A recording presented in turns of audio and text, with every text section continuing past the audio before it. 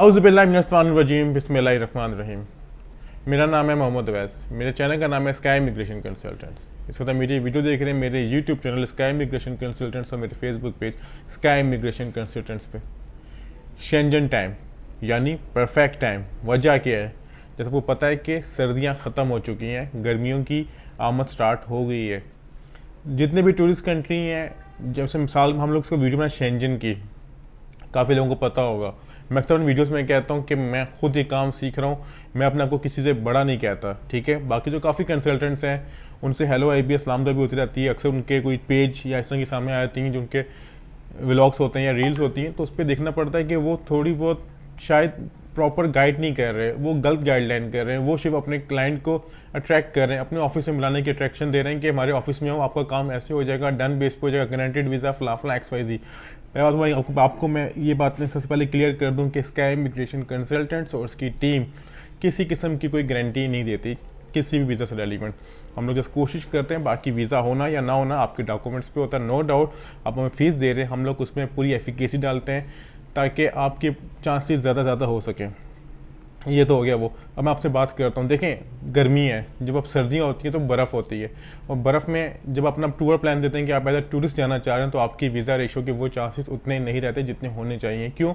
उसकी वजह ये होती है कि वहाँ बर्फ़ पड़ी हुई है, वहाँ रास्ते ब्लॉक होते हैं, और वहाँ जगह आप प्रॉपर तरीके से इंटरटेन भी नहीं हो सकते, इससे आपको ज़्यादा रिफ्यूज़ल के चांसेस होते हैं। अगर बात की जाए इस इवेंट की, इस जो सीज़न चल रहा है, अगर आप इसमें वीज़ा अप्लाई करेंगे तो आपकी वीज़ा रेशियो बेहतर से बेहतर रहेगी। अब शेंजन स्टेट कोई एक नहीं है, आपको पता है पहले 26 है, उसमें एक ऐड हो गया क्रोशिया ऐड हो गया 27 हो गया, 1 जनवरी 2023 से वो भी ऐड हो चुका है। अगर आप शेंजन का वीज़ा अप्लाई करना चाह रहे हैं तो मैंने आपको पहले भी कहा था, अगर आपने जिन लोगों ने फॉलो किया हुआ, सब्सक्राइब किया हुआ चैनल या फिर फेसबुक पेज पर फॉलो किया, फ्रांस, और फ्रांस के शायद अल्हम्दुलिल्लाह हमारे जितने वीज़े अप्रूव हुए हैं उतने हम लोग अपलोड तो नहीं कर पाए, ना ही तो हमें कोई ऐसा कुछ चीज़ें होती हैं, हमसे कुछ चीज़ें क्लाइंट शेयर भी नहीं करता, कुछ कॉन्फिडेंशियल होती हैं, हम लोग उनसे रिक्वायर्ड भी नहीं करते। लेकिन फ्रांस बहुत ज़्यादा बेहतर जा रहा है। जो लोग शेंजन का वीज़ा अप्लाई करना चाह रहे हैं उनको मैं रिकमेंड करूँगा फ्रांस। अगर फ्रांस के बाद मैं कोई कहता हूँ तो मैं कहूँगा स्पेन। ये टॉप 2 कंट्रीज़ हैं, उसमें नो डाउट कि स्पेन का रेशो पहले बहुत ज़्यादा रही थी, अब उसके रेशो उस तरह नहीं रही। बाकी कोई कहता है जी नॉर्वे का अप्लाई करना चाह रहा हूँ, कोई कहता है स्वीडन का अप्लाई करना चाह रहा हूँ, कोई कहता है फलां कंट्री का, बेल्जियम का। देखें, ये बड़े कंट्रीज़ हैं। जो नॉर्वे है वो अपना स्पाउस यानी शादी का वीज़ा भी नहीं देता, जो होते हैं ना मियाँ बीवी जो अप्लाई करेगा वो भी इतना आसान से, उसके इतनी टर्म्स एंड कंट्री, तो आपको एज ए टूरिस्ट कैसे देगा। स्वीडन की बात करें, स्वीडन टूरिस्ट कंट्री नहीं है, वो ज़्यादा स्टडी वीज़ा देता है, वो भी आपका रिफ्यूज़ करेगा। बेल्जियम की बात करें, बेल्जियम हेड है, यानी शेंजन का हेड से कहते हैं वो है, तो वो भी तो आसान से नहीं देता। आप हमेशा वो कंट्री सेलेक्ट करें जिसमें आपको पता हो कि आपके वीज़ा रेशो के चांसेस हैं। कंसल्टेंट्स क्या करते हैं? कंसल्टेंट्स ये करते हैं जी के, अब आपको मिसाल देता हूँ कि अगर आप हमारे पास आते हैं फ्रांस का केस अप्लाई करें तो आपको लगभग उसकी अपॉइंटमेंट डेट से 2 माह के बाद की मिलेगी। हमारे ऑफिस नहीं, आपको जाना पड़ेगा अमेरिकन एक्सप्रेस AEG लाहौर में, इस्लामाबाद में, कराची एंड सियालकोट में, वो आपसे चार्ज करेंगे, हम लोग रिकमेंड वो करते हैं। स्पेन की बात किया तो आपको BLS के जाके वेबसाइट पे अपनी अपॉइंटमेंट लेनी पड़ती है, हर 15 डेज़ के 15 दिन के बाद रात को 12 बजे अपनी अपॉइंटमेंट्स ओपन करते हैं, वो स्लॉट्स होते हैं अवेलेबल, तो आप ले लेते हैं, आपको फ्री ऑफ कॉस्ट मिल जाती है, आपका हो जाता है।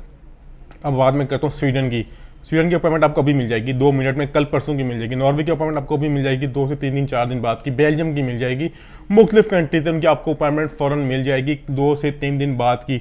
हम वो भी कर सकते हैं, अगर हमने अपनी फीसिस लेनी हो ना, हम लोग वो भी कर सकते हैं, लेकिन हमें पता है कि उसकी वीज़ा चांसेस नहीं है, हम लोग अप्लाई नहीं करना। तो मुझे याद है मैंने लास्ट केस जो स्वीडन का हो गया इस तरह के 1.5-2 साल पहले अप्लाई करवाए थे, हम उसके बाद अप्लाई नहीं करवाए। क्यों? उसकी वीज़ा रेशो जब क्लियर हुई, सामने आई, तो पता चल गया इसके वीज़ा नहीं दे रहा, तो हम उसको लेट डाउन कर दिया। आप लोग वीज़ा अप्लाई करना चाह रहे हो तो मैं रिक्वेस्ट करूंगा कि आप फ्रांस के लिए अप्लाई करें, या फिर स्पेन के लिए अप्लाई करें, या फिर उस कंट्री के लिए अप्लाई करें जिसके कोई आपके पास कोई इवेंट आ रहा है। अगर आपके पास कोई वहाँ पर ऐसा कोई लेटर है, कोई इनविटेशन लेटर है, कॉन्फ्रेंस लेटर है, जिस मर्जी कंट्री का हो, तो आपका प्रॉपर ट्रैवल क्लियर हो। और ये कंट्रीज़ ऐसे हैं, अगर आपके पास बेशक ट्रैवल हिस्ट्री ना हो तो भी आप वीज़ा अप्लाई कर सकते हैं, लेकिन इसके लिए शर्त है कि आपके पास स्ट्रॉन्ग सर्कमस्टेंस हो, आपके सर्कमस्टेंस के साथ आपके टाई स्ट्रॉन्ग हो होम कंट्री के साथ, आप ये गारंटी दे सकें जी मेरा बिजनेस है, जॉब है, मैंने वापस आना है, इस तरह की चीज़ें आप देंगे तो वीज़ा ऑफिसर इस बात को मुतमईन हो जाएगी, बंदा वाकई जेन्युइन विजिटर है, इसने वापस आना है। नो डाउट ट्रैवल हिस्ट्री बहुत मायने रखती है। ट्रैवल हिस्ट्री मायने इसलिए रखती है कि जब छोटे कंट्रीज आप घूम चुके हैं, अब चाहते हैं मैं किसी बड़े कंट्री में जाना चाह रहा हूँ, ये मैंने इसलिए कहा कि हमारे पास इतने केसेस आए और हम तो जो उसमें रिफ्यूज़ भी हुए, ये नहीं कहूँ सारे अप्रूव्ड हुए, रिफ्यूज़ भी हुए, लेकिन अगर उसमें अपनी सक्सेस की बात की तो विदाउट ट्रैवल हिस्ट्री के काफ़ी लोगों के वीज़े सक्सेस रहे। अगर उनके अगर ट्रैवल हिस्ट्री की बात की जाए तो कुछ लोगों की बिल्कुल बाकू की या फिर दुबई की ट्रैवल हिस्ट्री, उनके वीज़े भी ग्रांट हुए। लेकिन हम लोग कोशिश करते हैं कि कंसल्टेंट का काम क्या होता है कि बेहतर से बेहतर कैसे फाइल बनाना, जिसकी वजह से आपके वीज़े के चांसेस बेहतर से बेहतर हो सके। तो ये थी आज की इन्फॉर्मेशन, और आपको बताना चाह रहा था, समझाना चाह रहा था कि शेंजन वीज़ा से रेलिवेंट अगर आप वीज़ा अप्लाई करना चाह रहे हैं, ज़रूरी नहीं है कि आपकी ट्रैवल इतनी स्ट्रॉन्ग हो, और कुछ कंट्रीज़, हर कंट्री आपको वीज़ा ग्रांट नहीं करता, ग्रांट कर भी देते हैं, लेकिन हमेशा वीज़ा सोच समझ के अप्लाई करें। ऐसा आप कंसल्टेंट की बातों पे आके उसके पास जो अपॉइंटमेंट अवेलेबल हो वो आपको अपॉइंटमेंट दे के आपका वीज़ा अप्लाई करवा दे। तो ये थी आज की इन्फॉर्मेशन आप डिस्कस करना चाह रहा था।